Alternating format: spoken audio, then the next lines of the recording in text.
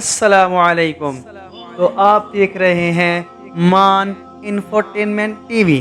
दोस्तों, दुनिया ने वक्त के साथ साथ साइंस में बहुत तरक्की की और साइंसी तरक्की में जितना किरदार गैर मुस्लिम साइंसदानों का था, शायद उससे कहीं ज़्यादा किरदार मुसलमान साइंसदानों ने अदा किया।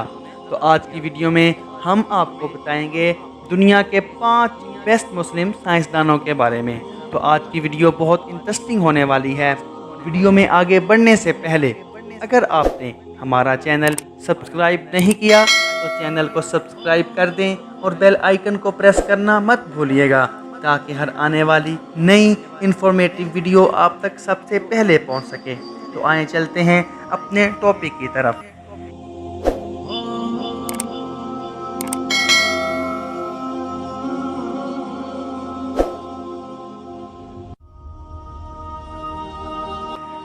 दुनिया के बेस्ट 5 मुसलमान साइंसदानों में पहले नंबर पर जिस मुसलमान साइंसदान का नाम आता है, इन्हें जाबर बिन हयान कहा जाता है। जाबर बिन हयान केमिस्ट्री के बानी थे, इसीलिए इनको बाबाए केमिस्ट्री भी कहा जाता है। जाबर बिन हयान 721 ईस्वी में पैदा हुए और इन्होंने 815 में वफ़ात पाई। इनका बाप एक पंसारी था और दवाइयाँ बेचना इनका आबाई पेशा था। जाबर बिन हयान अभी चंद बरस के ही हुए थे कि इनका बाप इंतकाल कर गया। इसके बाद इनकी माँ ने इनकी परवरिश की और इनको आला तालीम हासिल करवाई। जाबर बिन हयान इमाम जाफ़र सादिक के शागिर्द भी थे और उन्होंने यूनानियों को भी पढ़ा। जाबर बिन हयान अपने घर में ही तजर्बे किया करते थे। उन्होंने एक आला ईजाद किया जिसका नाम रिटोर था। इस आले का काम मादे को गर्म करना और बुखारात को जमा करके इसे ठंडा करना था। आपको बताते चलें कि जाबर बिन हयान ही वो वाहिद साइंसदान थे जिन्होंने सबसे पहले तेज़ाब दरियाफ्त किया। इन्होंने लोहे को साफ़ करके इसे फलाद बनाने का तरीका भी ईजाद किया। लोहे को जंग क्यों लगता है, इसे जंग से बचाने का तरीका और चमड़े को रंग करने का केमिकल तरीका भी जाबर बिन हयान ने ही दुनिया को पहली दफ़ा मुतारिफ़ करवाया। इसके अलावा इन्होंने पॉलीथीन की दरियाफ्त की। लोहे को वार्निश करने का तरीका, शीशे को रंगीन बनाने का तरीका भी इन्होंने दरियाफ्त किया। इसके साथ साथ जाबर बिन हयान ने शायरी भी की। जाबर बिन हयान ने 200 से ज़ायद किताबें लिखीं। अब इनकी किताबों का तर्जमा लातीनी ज़ुबान के अलावा दीगर ज़ुबानों में भी हो चुका है। नंबर 2 पे जिस मुसलमान साइंसदान का नाम आता है, इन्हें इब्ने सीना कहा जाता है। इब्ने सीना का असल नाम हुसैन बिन अब्दुल्ला था। इब्ने सीना को बो अली सीना भी कहते हैं। इनके वालिद एक आला ओहदे पर फाइज थे और वो ख़ुद भी बड़े अलूम के माहिर थे। इब्ने सीना मेडिकल अलूम के साथ साथ फिज़िक्स, बायोलॉजी, एनाटमी और फार्मेसी में भी माहिर थे, इसीलिए इन्हें शेखुर रईस के नाम से भी जाना जाता था।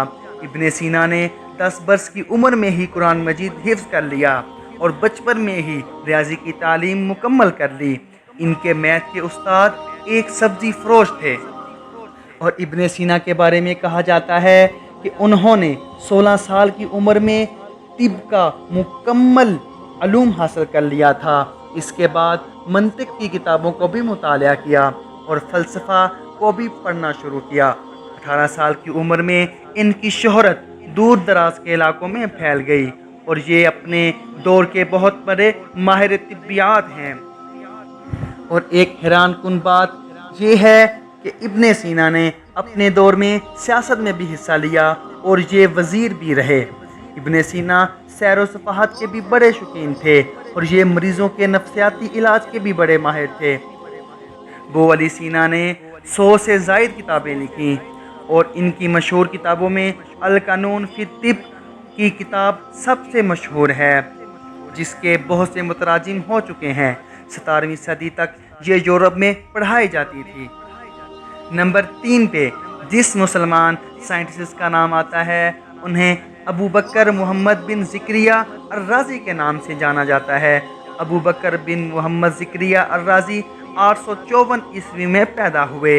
ये एक ماہر ریاضی دان تھے۔ اس کے علاوہ انہوں نے کیمسٹری میں بھی بہت کچھ ایجاد کیا۔ یہ ماہر کیمسٹ بھی تھے۔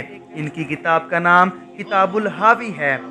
انہوں نے سب سے پہلے فرسٹ ایڈ کا طریقہ ایجاد کیا۔ اس کے علاوہ انہوں نے دنیا میں پہلی دفعہ چیچک کا علاج بھی متعارف کروایا۔ چوتھے نمبر پر جس مسلمان سائنسدان کا نام آتا ہے، انہیں دنیا ابراہیم بن جندب کے نام سے جانتی ہے۔ ابراہیم بن جندب بہت ہی ماہر سائنسدان تھے۔ انہوں نے 776 عیسوی میں دوربین ایجاد کی۔ اس کے ذریعے یہ چاند تاروں کا مشاہدہ کیا کرتے تھے۔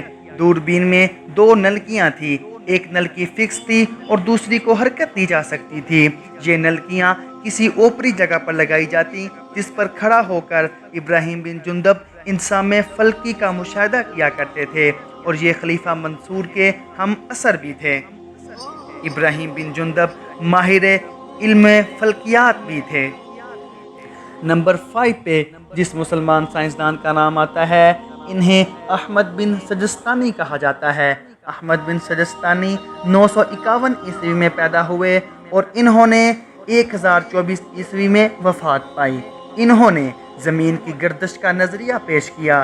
یہ بہت بڑے ماہر فلکیات تھے۔ انہوں نے پہلی دفعہ یہ دنیا کو متعارف کروایا کہ زمین ساکن نہیں ہے بلکہ گردش کر رہی ہے۔ اس سے پہلے اکثر سائنسدان زمین کو ساکن سمجھتے تھے، اور حیران کن بات یہ کہ آج کل دنیا احمد بن سجستانی کے نظریے کو ہی فالو کر رہی ہے کہ آج کل دنیا کے نزدیک، آج کے سائنسدانوں کے نزدیک زمین ساکن نہیں ہے بلکہ گھوم رہی ہے۔ تو یہ تھے 5 بیسٹ مسلم سائنسدان۔ تو امید کرتے ہیں کہ آپ کو ہماری آج کی ویڈیو پسند آئی ہوگی۔ ملتے ہیں اگلی ویڈیو میں۔ اللہ حافظ۔